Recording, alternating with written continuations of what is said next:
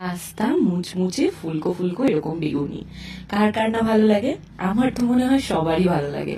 বেগুনি বানানোর জন্য সবার প্রথমে বেগুনটাকে কিন্তু ভীষণ পাতলাভাবে কেটে নিতে হবে, ঠিক আমি যেমন ভাবে কেটেছি।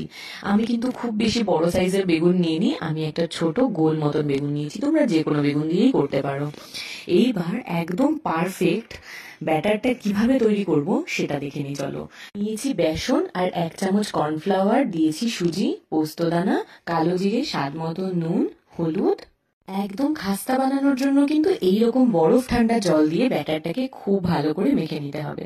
আর তোমরা যদি একটু স্পাইসি পছন্দ করো তাহলে আমার মতন এরকম অল্প একটু লঙ্কার গুঁড়ো আর ভাজা জিরে গুঁড়ো অ্যাড করতে পারো, কিন্তু এটা অপশনাল, না অ্যাড করলেও চলবে। তারপর ভেজে নিলে রেডি ফুলকো ফুলকো বেগুনি। দুপুরের ভাত ডাল হোক বা সন্ধ্যের মুড়ি মাখা, জমবেই জমবে। ভালো লাগলে লাইক করে দিও। বাই।